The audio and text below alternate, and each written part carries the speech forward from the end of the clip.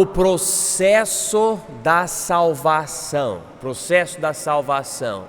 E em vez de eu dar um comentário, deixe-me começar na apostila, página 4, com esse parágrafo de introdução, porque vai falar basicamente tudo que eu quero falar logo no início. Existe um processo, sim, mas não é como muitos imaginam, porque é o processo das obras de Deus para salvar o homem e não é o processo de obras para o homem se salvar. Isso não existe. Expressões como estou lutando pela minha salvação são antibíblicas e heréticas. Segundo as Escrituras, o homem é tão maligno que nem busca a Deus. Consequentemente, a salvação depende totalmente da obra de Deus. Quando o homem percebe isso, a responsabilidade dele é receber Jesus como seu Salvador pessoal. A Bíblia divide a obra de Deus e a responsabilidade do homem em duas partes: a graça de Deus e a fé do homem. Quando eu vou evangelizando, indo de porta em porta, conversando com as pessoas, chegando em casa depois do trabalho, eu faço perguntas como, por exemplo, se você morresse hoje, sabe para onde iria?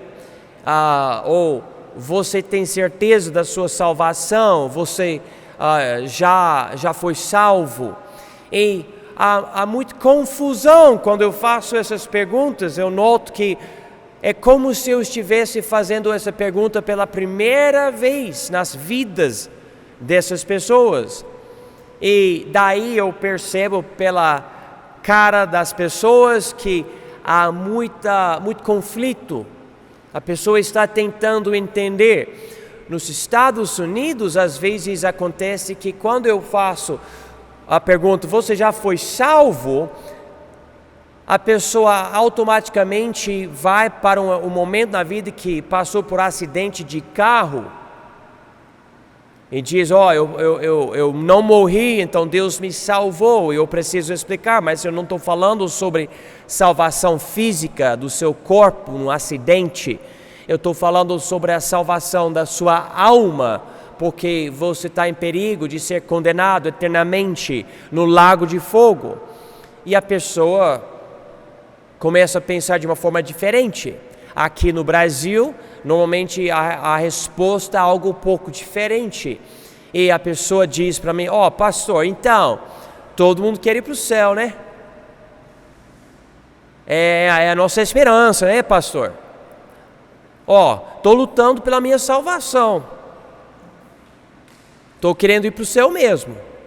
E eu ouço essas coisas e eu, cutucando um pouco mais e tentando esquadrinhar melhor a situação, eu percebo a pessoa, infelizmente, não tem a mínima ideia.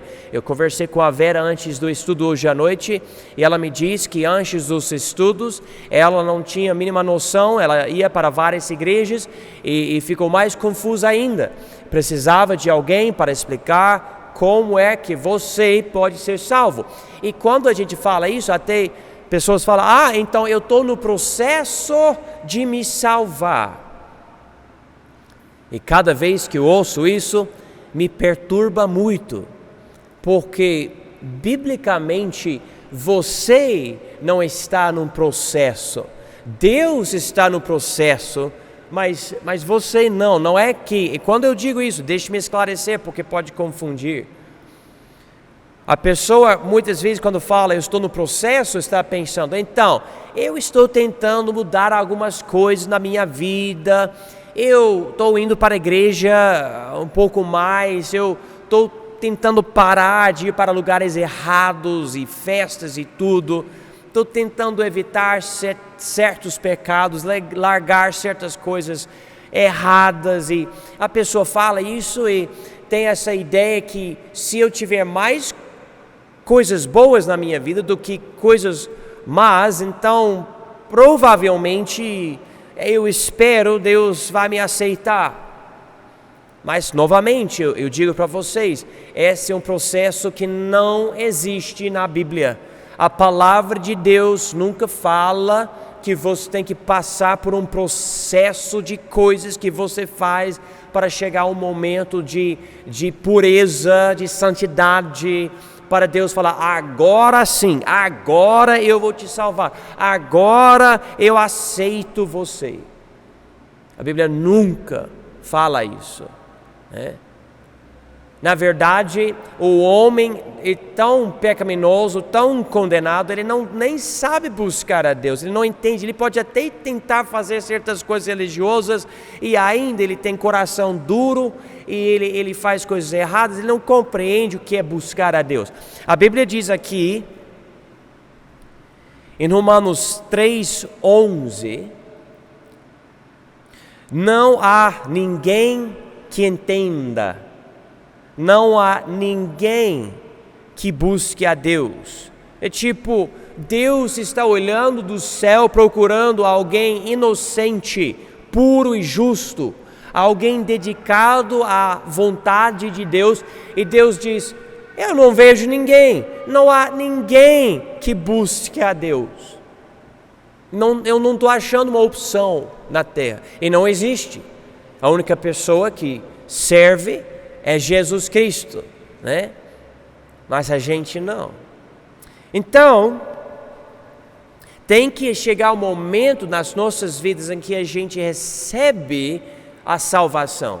Não que a gente passa por um processo, nós não estamos procurando nem a salvação em si, nós estamos procurando o Salvador e Ele, pelo processo dele, nos salva. Por exemplo, vejam comigo, por favor, João 1, no Novo Testamento, quarto livro do Novo Testamento, e veja uma palavra-chave aqui na questão da nossa salvação.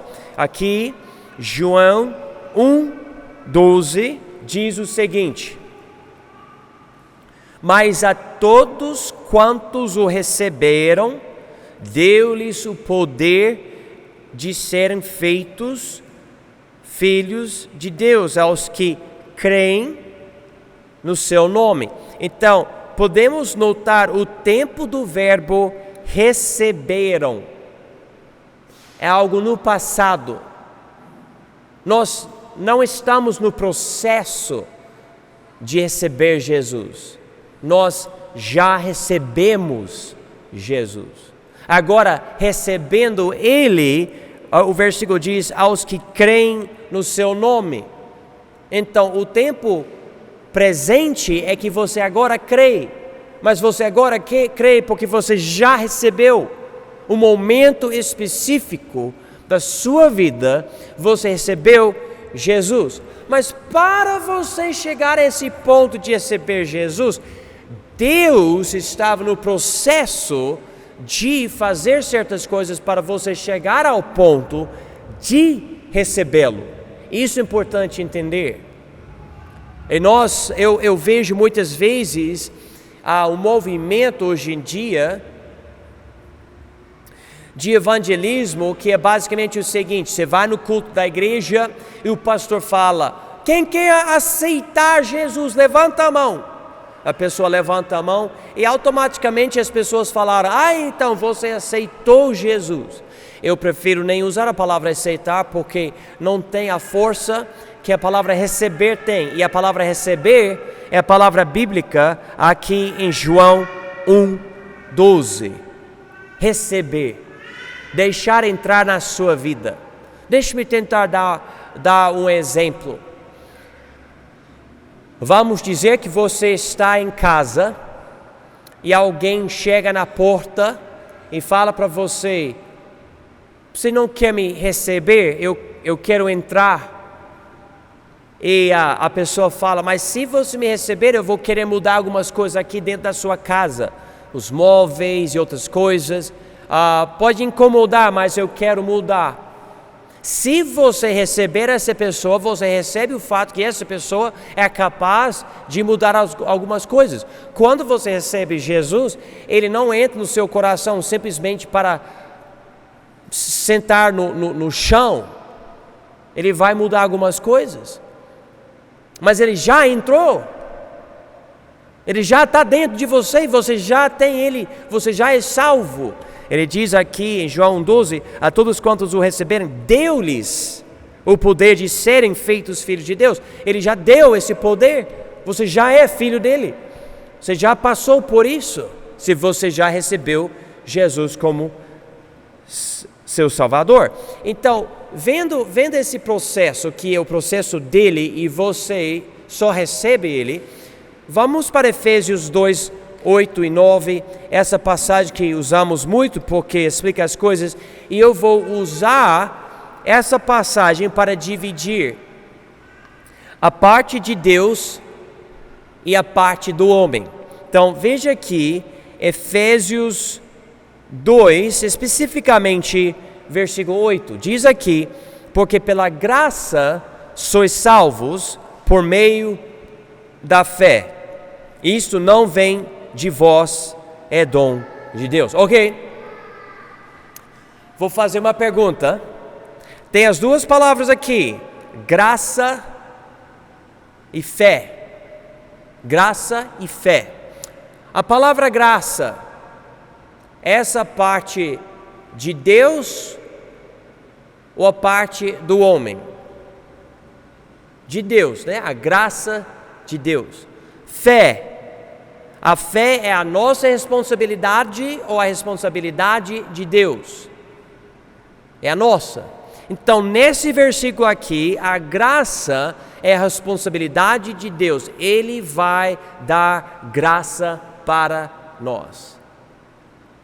E fé é a gente aceitar, ou como eu falei, a palavra receber essa graça, receber Jesus Cristo.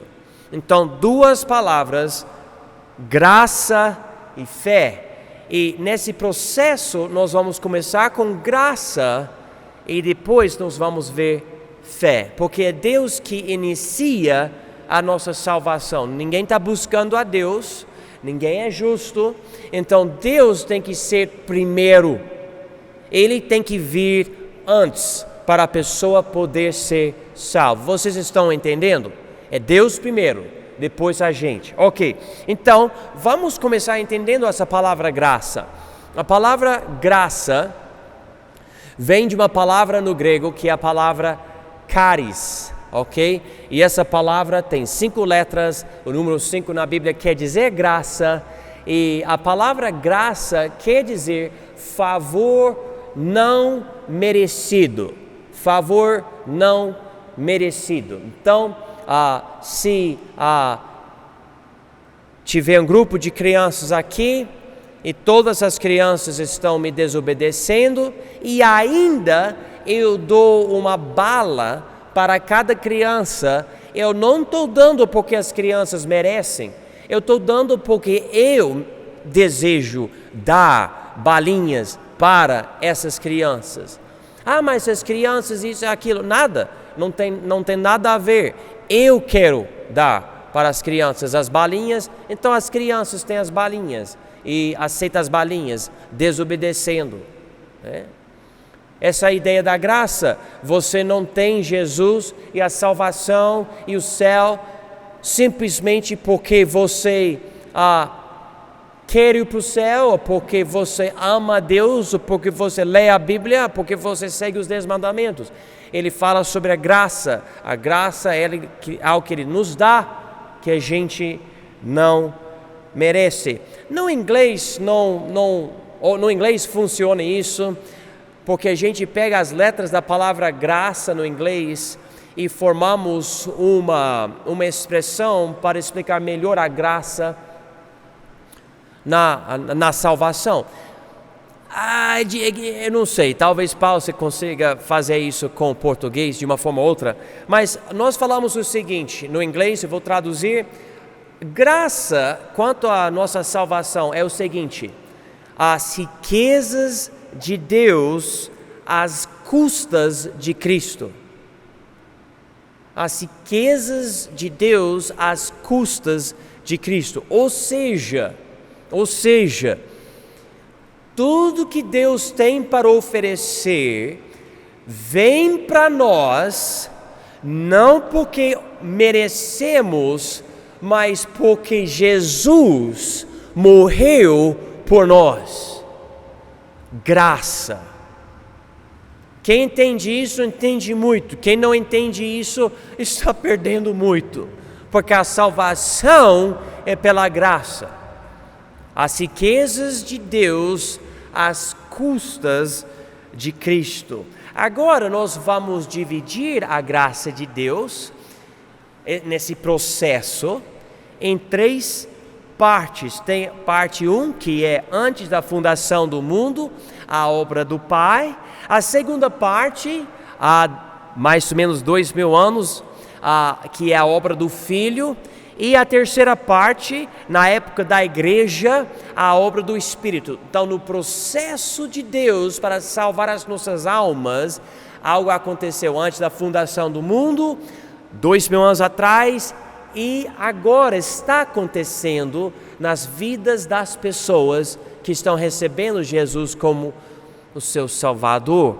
Então, aqui a primeira dessas 3 partes, a obra do Pai antes da fundação do mundo. E nós precisamos do livro de Efésios. Então vai comigo para Efésios capítulo 1 e nós vamos ver isso. Lembra, tudo isso é antes do seu nascimento, é antes do nascimento do primeiro presidente do Brasil, é antes do nascimento de Jesus, é antes do nascimento de Abraão, é antes da criação da terra, ok?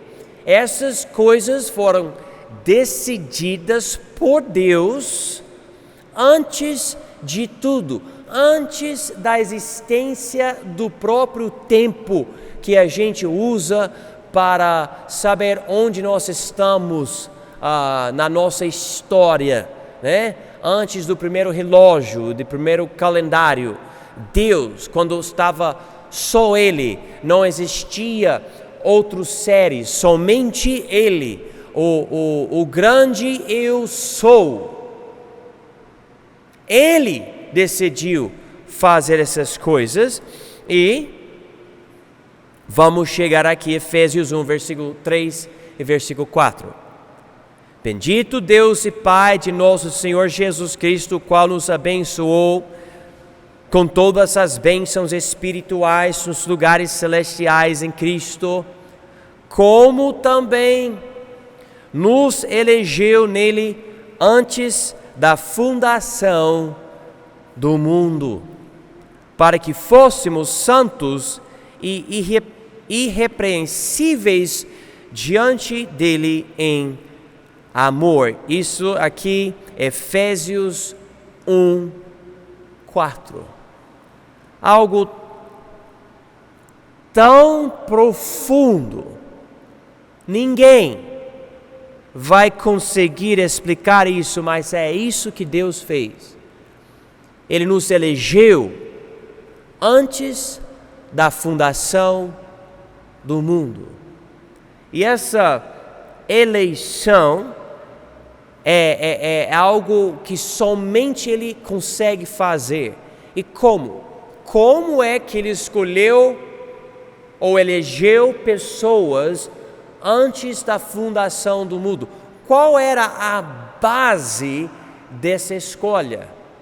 Ele arbitrariamente escolheu pessoas falando: eu gosto de você, você é bacana. Eu pessoalmente não vejo a Bíblia ensinando isso. Por exemplo, aqui em versículo 3 diz: com todas as bênçãos, ou nos abençoou com todas as bênçãos espirituais nos lugares celestiais em Cristo. Em Cristo. O foco então não é algo arbitrário, é Cristo. quem hoje está em Cristo. Veja o versículo 4. Como também nos elegeu nele, que é em Cristo. Ou seja, a eleição de Deus antes da fundação do mundo tem a ver com Cristo em nossas vidas hoje. Quem crê em Jesus é eleito. Quem não crê em Jesus não é eleito. Isso quer dizer, Deus sabe quem vai receber Jesus do início até o fim. Então, antes da fundação do mundo, Ele já elegeu quem está em Cristo. Ele já preconheceu essas coisas. E Pedro lida com isso. Vai comigo para 1 Pedro capítulo 1, por favor. 1 Pedro 1. Pedro, capítulo 1, versículo 1. Pedro, apóstolo de Jesus Cristo aos estrangeiros dispersos no Ponto, Galácia, Capadócia, Ásia e Bitínia, eleitos segundo a presciência. Por favor, irmãos, marque essa palavra-chave nas suas Bíblias. Eleitos segundo a presciência de Deus Pai, em santificação do Espírito para a obediência e a aspersão do sangue de Jesus Cristo, graça e paz os sejam multiplicadas. Então, Deus nos elege ou nos escolhe não baseado em algo sem conhecimento, não, Ele conhecendo a gente, compreendendo quem entre esses seres humanos e estar em Cristo, Ele elegeu essas pessoas em Cristo, serão salvas. Como? Não predeterminação, presciência. E a Bíblia diz que Deus não tem respeito das pessoas. Deus não está, essa pessoa mais bonita, essa pessoa mais espiritual, essa pessoa tem algo que me interessa. Não existe isso. Ao mesmo tempo, Deus pode escolher entre os que nunca vão receber Jesus, fazer algo incrível com essas pessoas para demonstrar a glória dele. Por exemplo, Faraó, no livro de Êxodo, Faraó, a Bíblia diz que ele mesmo endureceu o coração dele, e a Bíblia diz que Deus endureceu o coração dele. Então Deus escolheu esse que não foi eleito, porque esse não recebeu Jesus, porque esse nunca estava em Jesus. Deus escolheu usar esse vaso para a destruição, para exaltar Deus mesmo. Então sim, Deus pode fazer isso, mas eu não vejo a necessidade de falar para alguém não salvo: talvez você não faça parte dos eleitos e você nunca será salvo. Eu me lembro de uma vez, eu estava evangelizando no centro de uma cidade grande, no estado de Flórida, e eu estava evangelizando um cara, estava sendo meio difícil. Eu estava falando: mas Deus te ama. A Bíblia diz que Deus te ama, porque Deus amou o mundo, a Bíblia fala, em João 3,16. Eu percebi um casal de idade me observando e esperando eu terminar. E quando eu terminei, o cara foi embora. Esse casal logo veio para mim querendo conversar e queria me corrigir. Ei, você não pode falar que Deus ama ele, porque se ele não é eleito, Deus não ama ele. Falei: mas peraí, a Bíblia fala, Deus amou o mundo de tal maneira. Ele com certeza Ele faz parte do mundo. É óbvio. E Deus ama o mundo. Então, eu enfatizo aos irmãos, a Bíblia fala que os eleitos são os que estão em Cristo. E Deus não simplesmente escolhendo quem Ele gosta, mas pela presciência dEle, vendo quem recebe Ele determina, todo mundo que está em Cristo será salvo. Ele determinou isso antes da fundação do mundo. Então, se você está em Cristo, você já recebeu Jesus, quanto a Deus, você já está no céu com Ele, é garantido.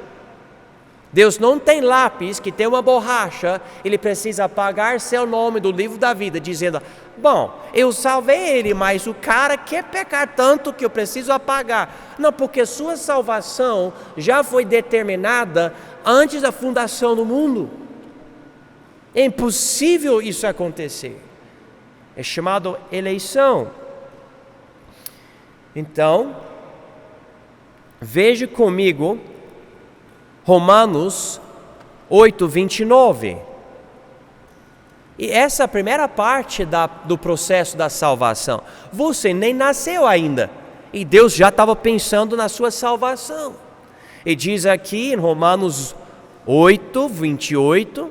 E sabemos que todas as coisas contribuem juntamente para o bem daqueles que amam a Deus, daqueles que são chamados segundo o seu propósito. Porque, versículo 29, os que dantes, aqui é a palavra, conheceu, também os predestinou para serem conformes à imagem de seu Filho, a fim de que ele seja o primogênito entre muitos irmãos. Agora vamos notar outra passagem que tem a ver com isso. No último livro da Bíblia, Apocalipse 13. Apocalipse 13. Esse versículo aqui chama muito a minha atenção, porque mostra que antes de tudo, Deus já tinha planos nesse processo. Diz aqui, Apocalipse 13, versículo 8. E adoraram todos os que habitam sobre a terra, esses cujos nomes não estão escritos no livro da vida do Cordeiro que foi morto desde a fundação do mundo. Então veja bem, Deus fundou o mundo antes do nascimento de Jesus. Jesus é, segundo as palavras de João Batista, o Cordeiro de Deus, mas na mente de Deus, o Cordeiro foi morto desde quando? A fundação do mundo. Então Deus já estava pensando não somente sobre a nossa salvação e o nosso pecado e tudo, mas sobre a morte do Filho dele. Então sim, existe um processo, e o início desse processo não é você decidindo, então eu acho que eu vou começar a fazer as coisas certas. Não é isso. O início do processo é o início divino, é Deus escolhendo salvar os que estão em Cristo. Ele escolheu fazer isso antes da fundação do mundo. E na próxima aula, hoje à noite, nós vamos ver como é que fica isso com a palavra predestinação. Vamos orar.